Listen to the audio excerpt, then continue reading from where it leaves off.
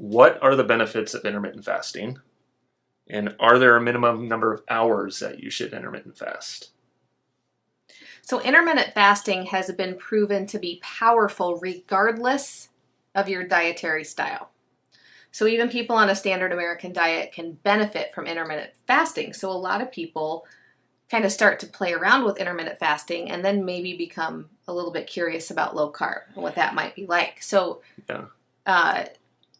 so when you start, I want to kind of start by explaining what intermittent fasting is, just in case people this is the first time they're hearing of it. So you can also be maybe heard of it as time-restricted eating or time-restricted feeding.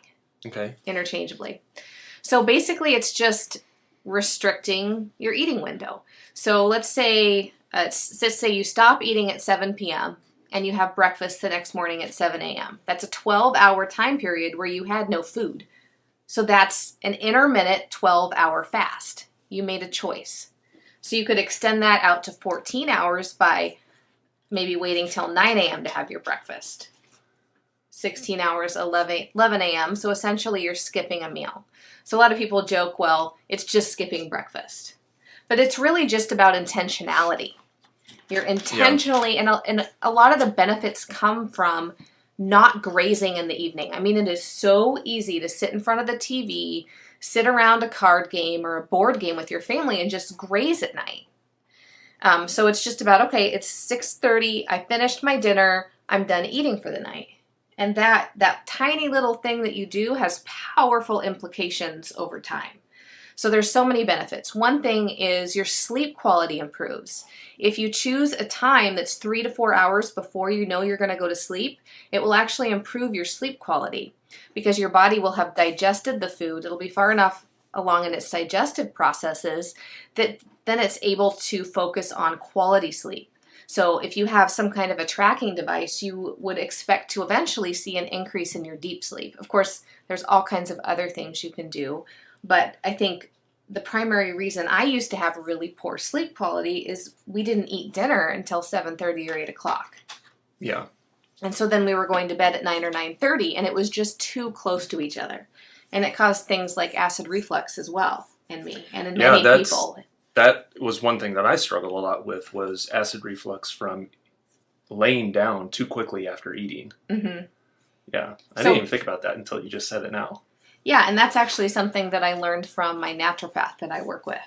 Yeah. Yeah. And you have a hiatal hernia, so that's even a problem for you. Right. So that just means I have a widening in my esophagus, so my esophageal flap or whatever doesn't want to close all the way. So I'm more susceptible to that having acid reflux if I don't have a long enough window before I lay down. Yeah. So what are the other benefits of it, though? What?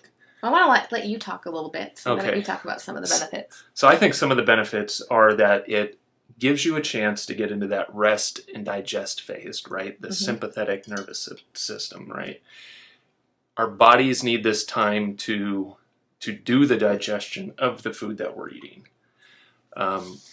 I think that we're constantly turning on this signaling in our body that says there's energy available. There's energy available. It never gets a chance to shut off. Like it's just another stressor on the body. So if you can intermittent fast, you can give your body that longer period of time to relax. And there are studies that have shown, just like you said, you could keep eating McDonald's, and if the only thing you did was intermittent fast, 16, 20 hours a day, that you would end up being healthier.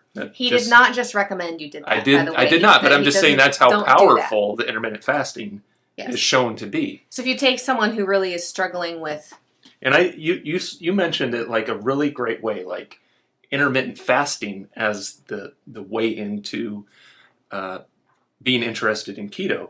But a lot of people like start keto and then find that intermittent fasting is really easy to do. But I really like the way that you put it because it's something that would allow somebody to continue to do what they're doing already. Just like you said, just start skipping breakfast. That doesn't sound completely unreasonable. Like if I was overweight and unhealthy, I could probably figure out how to do that. And then as I get healthier, then I can like, oh, well, ketosis might be the next thing I want to try. So yeah, I think it's a great way to get into this diet. It's almost the opposite of the prevailing wisdom, you know. Is there a minimum number of hours you have to do it? I don't really think so. I think 12 hours is a good.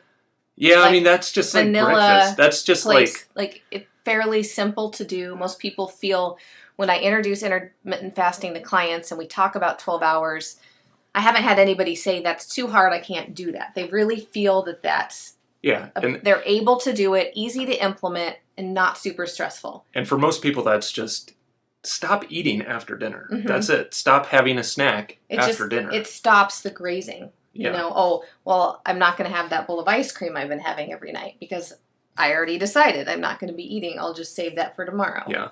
Type of a thing.